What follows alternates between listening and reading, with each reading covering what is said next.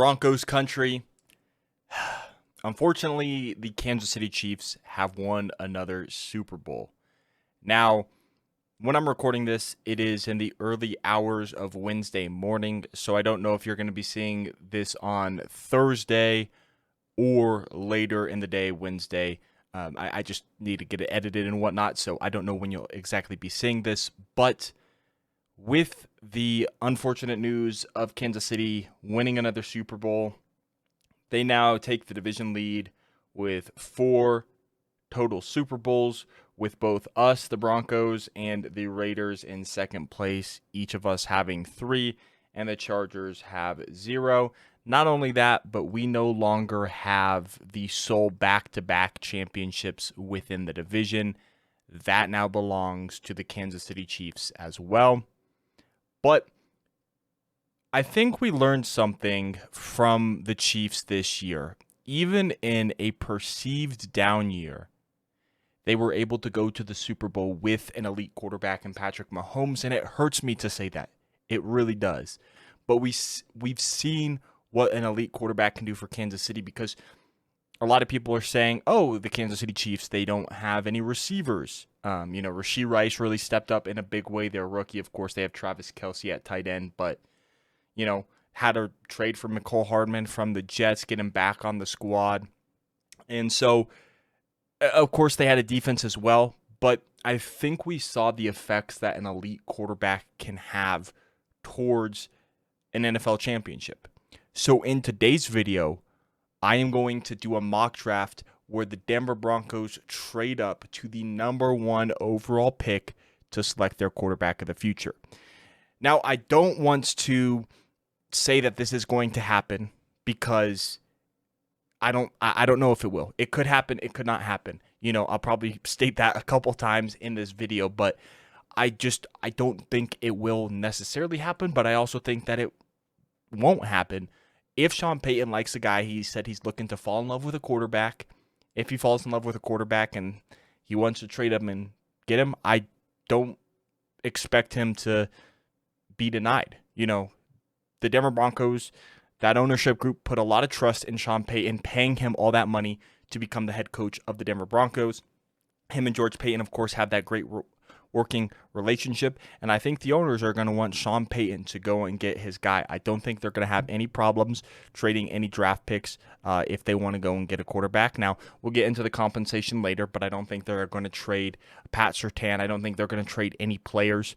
They could, but that's just my perspective. I don't think they're trading Pat Surtain, period. They might trade a different player, but I think it's highly unlikely. But, what do I know? I'm not an insider. I don't know anything. So we'll get to all of that and more. But first, as always, I do want to remind you that Jesus is King, and I pray that you give your life to him. He's got a plan and a purpose for you.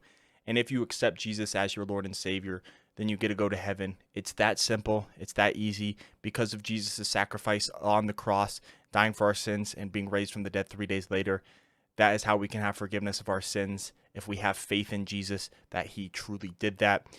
And it's not through any works that we can do on this earth, although they are good. It is fully through our trust in Jesus. And that's what gets us to heaven. A lot of people won't like that I'm sharing this message, but as a Christian, I feel it's important to share this message, even if it's on my small platform here. Now, with that being said, let's go ahead and let's jump straight in to the video. Alrighty, so in terms of draft capital, here's what I have the Broncos giving up to trade up to the number 1 overall pick with the Chicago Bears. Now, before I dive in depth, there's a couple things that I want to say. The first thing is, make sure that you leave a like and subscribe to the channel, as the support is greatly appreciated. Obviously, I stopped posting here for a few months, and so a lot of people started to unsubscribe, which I don't blame them. Now that I'm starting to post again, we're starting to gain more subscribers. We were 5 subs away when I was posting regularly, and then when I stopped, we started to climb down. Now, I just ask for your help to subscribe, leave a like, support the channel, as I am on the road to hit 500 subscribers. So, next thing I want to say is, I'm not saying that the Broncos will trade up, and I'm not saying that the Broncos won't trade up. The purpose of this mock is, in the scenario that the Denver Broncos do trade up to the number 1 overall pick, I'm saying, hey, here's a mock draft that I think, or something I think the Denver Broncos mock, or I guess in this case their draft, would look like if the Denver Broncos do trade up. So that's the purpose of this mock. There'll be a bunch of different mocks covering different scenarios. There will be one that is going to be my personal mock draft, like I normally do. Going to be taking J.J. McCarthy because I am a big J.J. McCarthy fan. And then we'll also cover some other mock drafts in the scenario that the Broncos pick the best player available that's not a quarterback. Obviously, the one that is a quarterback with J.J. McCarthy, maybe one that the Broncos trade down. We're going to be covering a bunch of different scenarios. And then so that is why I'm not saying that the Broncos will definitely trade up. I'm not saying they're not going to trade up. I could see a scenario where the Denver Broncos do trade up to the first overall pick to get their quarterback of the future. And I can see a scenario where the Denver Broncos don't trade up. So that is all I wanted to address. I also want to say that you probably noticed Pat Surtain is not in this trade offer. I do think if the Broncos trade a player, it will either be Justin Simmons or Courtland Sutton. However, I do not suspect a player will be added to this trade, but I could be wrong. So here is the compensation I'm giving up to the Chicago Bears for the first overall pick. So obviously to the Broncos, we get the 2024 first overall pick in exchange for the 12th overall pick this year, the 76th overall pick this year, our first, second, and third round picks in 2025, and our 2026 first round pick. The Bears said it is going to have to be a historic trade for them to consider trading down from the number 1 overall pick. And so that's exactly what I gave them, considering the fact that in this mock, after our first round pick, we won't pick again until the 4th round. Then you go to next year, and your first pick won't be until the 4th round next year, and then again you won't have your first round pick in 2026. So to put this in perspective for Broncos fans, we would obviously have a first round pick in 2024 using the first overall pick on our quarterback of the future, but then we wouldn't have another first round pick until 2027. That is essentially like when we selected Pat Surtain with our 2021 first round pick. Then, of course, we traded Russell Wilson the next offseason, didn't have a pick in 2022 or 2023, and now have a pick in 2024. It would be the same gap of time without a first-round pick in terms, I guess, of draft classes. It would be longer in terms of days because we traded Russell Wilson for Russell Wilson a month or two before the draft, but that's neither here nor there. So that is the draft capital. It would be a lot. But to me, if you can get your guy, it would be worth it. I'll explain more of that here. I have us selecting Caleb Williams, and to me, this could either be Caleb Williams or Drake May that you trade up for. Now, here, let me explain. The Broncos have invested a lot in head coach Sean Payton, giving him a massive contract. You know, he has a lot, I guess I would say a lot of say with the team, you know, a lot to say with George Payton, and then the owners want to make sure that Sean Payton succeeds.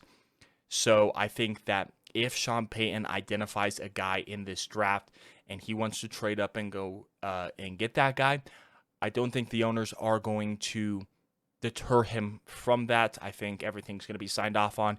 If he needs to get rid of all these picks, I think they're going to do it, and to ensure that Sean Payton gets his quarterback of the future because you've invested so much in Sean Payton.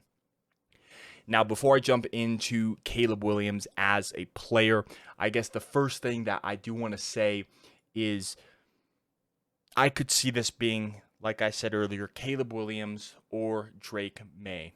Maybe you trade up for Jaden Daniels. I think it's unlikely that you trade up for Jaden Daniels. I like Jaden Daniels as an LSU fan, but to me, Caleb Williams and Drake May are the 1A and 1B of this class. Like I said, I like J.J. McCarthy, but that is for a stick and pick scenario. So to me, it could either be Caleb Williams or Drake May. Now, in terms of where you trade up, obviously you would have to trade up to number 1 overall if you wanted Caleb Williams, because he is a generational quarterback prospect. And notice how I use the word prospect, because prospects don't always translate to the NFL, but he is a generational quarterback prospect. I'd say even Drake May is kind kind of in that realm there too. But for Caleb Williams, I think you have to trade up for the number 1 overall pick.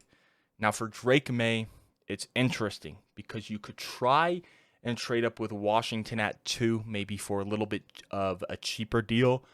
But I don't know if the Washington Commanders are going to want to trade down, because I don't know if they're going to want to ride the Sam Howell experiment again if they do happen to trade down, unless they like another guy like a J.J. McCarthy or Bo Nix or a Michael Penix or someone like that later in the draft.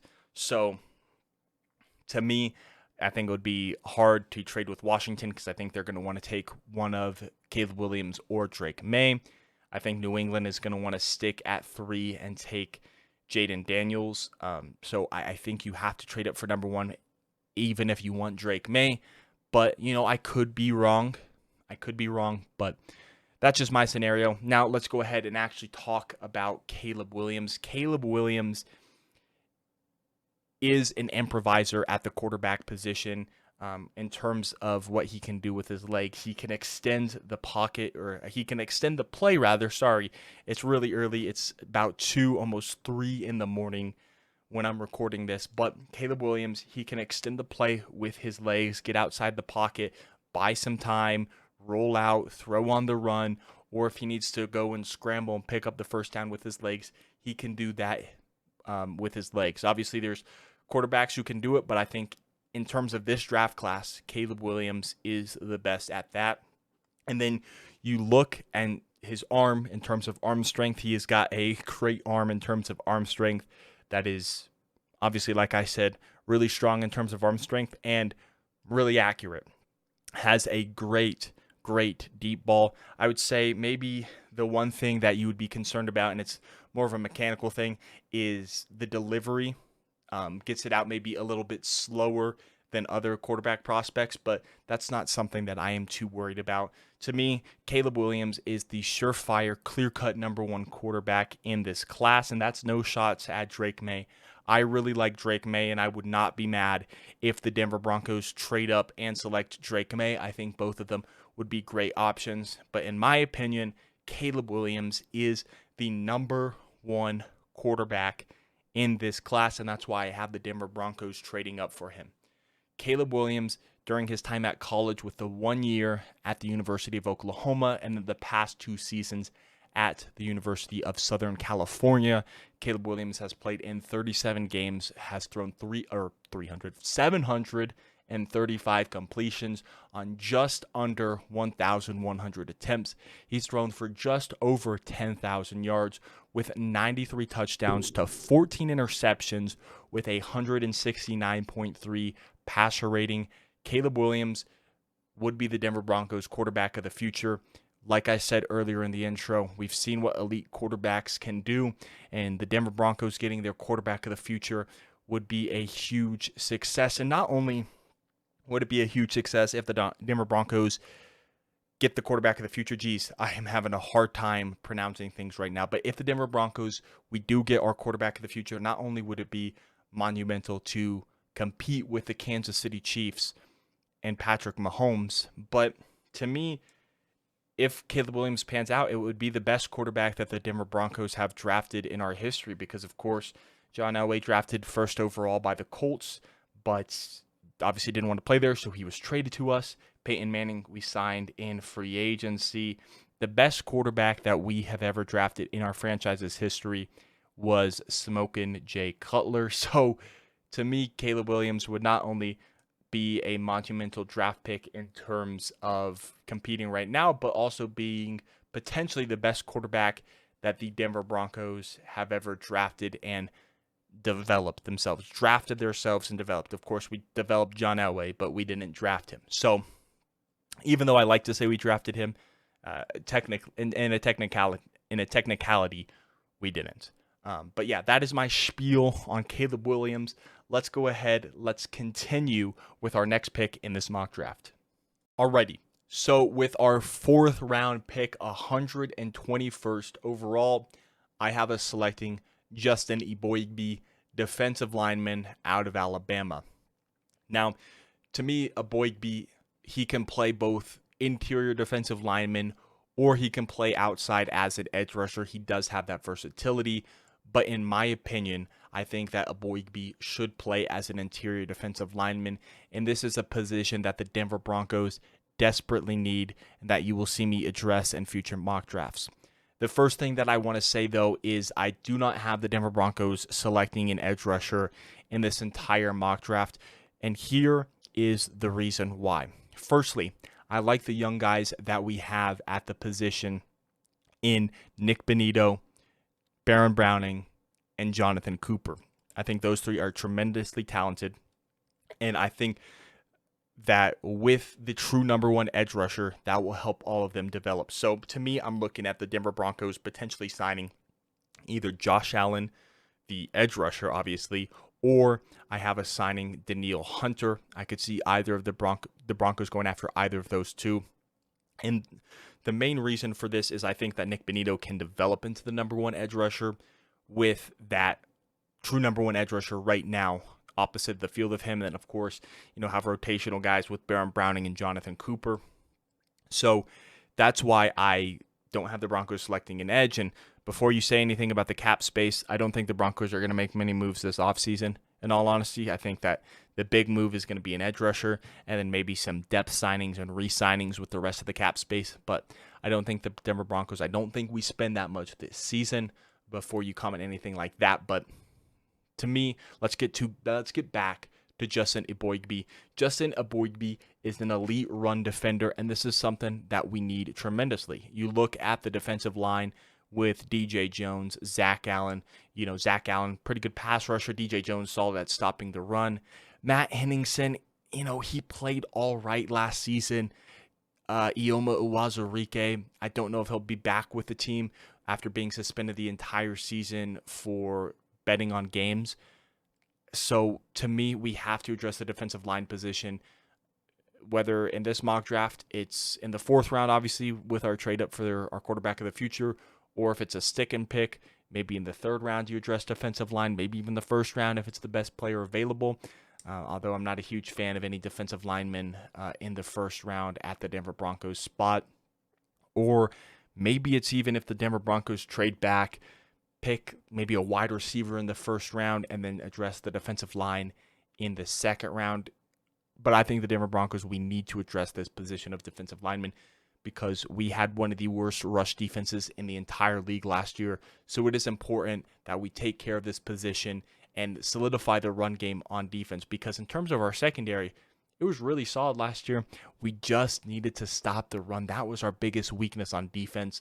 So Aboigbe will solve that problem. He is going to eat up gaps. He's going to stop the run by plugging up the gaps, and then by plugging up the gaps as well, it's going to force sometimes the running back to bounce out to a different hole and for his teammate to make the play. So he's going to clog gaps. He's going to force the runner to be honestly stopped, going to take the gap. And that is someone that the Denver Broncos need. We need a run-stopping defensive lineman, and Aboigbe is an elite run-stopping defensive lineman. He's all right as a pass rusher, isn't the greatest. He's a pretty solid tackler as well. So to me, Aboigbe is going to be the next pick for the Broncos in the 4th round, addressing our defensive line. Next up, with our 5th round pick, I am selecting Jaheim Bell, tight end out of Florida State. Sorry if you could hear that knock. I accidentally bumped my desk. But Jaheim Bell is one of my favorite tight ends in this entire draft class. Of course, you have Brock Bowers at that number 1 tight end. And then, there's some other solid players in this draft at the tight end position. You got Jatavion Sanders, JT Sanders, and some other guys, but I really like Jaheim Bell, especially for what the Denver Broncos need. You look at our tight end room, and you got Greg Dulcich, who is supposed to be that vertical threat, but he has mostly been injured so far in his NFL career. You have Adam Troutman, who can kind of be the hybrid, more on the blocking side of the tight ends, and he's also a free agent that I don't know if the Broncos are going to re-sign. Then you look at the other tight ends, you got Lucas Kroll, you got Chris Manhertz, you got Nate Adkins, mostly blocking tight ends. They were used in the passing game a little bit, but the Broncos need that true vertical threat at tight end, kind of like that Travis Kelce, Mark Andrews, George Kittle in the NFL, and I think Jaheim Bell provides just that. Greg Dulcich has just been too unreliable in terms of his injuries so far, and that hurts to say because I really do like Dulcich. But I think the Denver Broncos need to grab a guy, and Jaheim Bell would be that exact fit as the vertical threat at the tight end position. Not the strongest blocker, really needs to develop in the blocking if he wants to be a complete tight end. Sometimes has concentration drops, so he does need to focus on that. But he is very quick, very fast for the tight end position. He would be essentially another wide receiver out there for Caleb Williams in this situation. He has a great rack ability, which is the run after a catch. He's a very explosive athlete, and he's going to be open on all those underneath routes, and then also can stretch the field vertically, as I've mentioned about 1,000 times, it seems like, at this point. So to me, Jaheim Bell is one of my favorite players at the tight end position. I don't know if the Denver Broncos will be able to get him here in the 5th round because I've seen him start to climb draft boards just a little bit. The blocking might be the reason why he is a little bit lower on the draft boards. But the Denver Broncos, we do not need a blocking tight end. We need another essentially receiver at the tight end position, and Jaheim Bell is one of my guys in this draft. You can see he played 43 games. Not all of them were with Florida State. I believe he was with Virginia before he transferred to Florida State. I'm just going to check up on this real quick. It was with South Carolina. My bad. It was not Virginia. It was with the University of South Carolina before he transferred to Florida State, obviously. But, yeah, Jaheim Bell, one of my favorite tight ends in this class. You can see in 43 games between both South Carolina and Florida State, he has 95 receptions for about 1,260 yards, averages about 13.3 yards per reception, and has 9 touchdowns as well. So he is that receiving tight end. Needs to develop and the blocking if he wants to be a complete tight end. But Jaheim Bell is one of my guys in this upcoming NFL draft. Next up, the Denver Broncos in the 5th round, 2 picks later, I have us selecting Luke McCaffrey, wide receiver out of Rice. Now, look, the Broncos need a receiver, especially if we are going to be moving on from Courtland Sutton or Jerry Jeudy this offseason. And I have us going with Luke McCaffrey. Now, of course, Broncos legend Ed McCaffrey was a 2-time Super Bowl winner with us. So there's that factor. He's from Colorado. Of course, Christian is an elite running back in the NFL. But I think another reason why I like Luke McCaffrey is because he actually went to a high school nearby when I was growing up as well, and I actually played Luke McCaffrey in high school when he was a quarterback. So it's just pretty cool. Maybe kind of a homer pick because I did get to play against him in high school football. But yeah, I just want Luke McCaffrey. I think the upside is there. He's got an elite catch radius. If you throw it anywhere near him, he will be able to get a hand on it and bring it in. Great at the contested catches. If he needs, obviously, you guys know what contested catches are. He's a great contested catcher. He has a high football IQ. Now, some downsides are that he isn't the fastest, and maybe speed is a little bit of a concern, as well as he doesn't have the most dynamic route tree. He needs to develop and learn how to run different routes. But, he's a high upside guy. The Broncos need a receiver, so I have us taking a shot at Luke McCaffrey. Because if we look at the Broncos receiving core next year, it's going to be Jerry Jeudy or Courtland Sutton. It's going to be Marvin Mims. And then you got other guys. You got Lil Jordan Humphrey. You got Jalen Virgil potentially coming back. I don't know if the Broncos are going to keep Tim Patrick or whatnot. The Broncos need to address the wide receiver position. And so maybe you could address it earlier. But obviously, we're trading up for the quarterback. I think we need to address defensive line. And then our next pick was 2 picks ago with Jaheim Bell. So I went with the best player, or I guess not best player, but I went with the best receiver available and that is Luke McCaffrey. Like I said, could be a homer pick, but hey, I don't care. This is my mock draft. If you disagree, you can go make your own. I respect your opinion if you don't want this pick, but hey, this is my mock draft, so I'm going with who I want. In 24 games played, I think this is just receiver. Actually, it might not be because he initially committed to Nebraska as a quarterback, eventually transferred to Rice and switched to receiver. So in 24 college games, he has 131 receptions for 1,732 yards, averages about 13.2 yards per reception, and has 19 touchdowns on the year. So Luke McCaffrey is our next pick. Alrighty, sorry, I had to make a quick cut there, but the final pick for the Denver Broncos in this straight-up mock draft, I have being Jaquan Shepherd, cornerback out of Maryland. I think he's kind of flying underneath people's radar because, well, you look at the interception total, and for the stat people watch, people saying that's not good, but he is a lockdown corner. Quarterbacks hardly threw his way. You can see his stats: 34 games played, 73 solo, 23 assist tackles for 96 total tackles, defended 18 passes, of course, no interceptions, but he was a lockdown corner that, quarterbacks hardly threw his way. And to me, the Denver Broncos need to address the cornerback position in terms of depth because when you look at the room, Pat Surtain is clearly the number one corner, and Jaquan McMillan is clearly the slot cornerback. So we look at the room. You got Fabian Moreau. Do you want to re-sign him? Because I liked Fabian Moreau last year as the cornerback too. Maybe the Denver Broncos don't re-sign him. Maybe they do. But then you look at other guys. They got Riley Moss, who I think they might want to try and have emerge as that cornerback number 2. You got Art Ross, who was an undrafted free agent last year. There's some guys there, but I do think, sorry for hitting the mic if you heard that, there are some guys that I do think, or I think the Broncos do need to add some depth, and so I have them drafting Jaquan Shepherd here in the 7th round. I think the Broncos need to address a cornerback somewhere in the draft. I don't think it needs to be early, obviously, as I have us selecting him in the 7th round, but to me, Jaquan Shepherd would be a solid cornerback to add to the room, just to add some depth, because I think Fabian Moreau most likely leaves in free agency with, obviously, a draft and Riley Moss pretty early last year.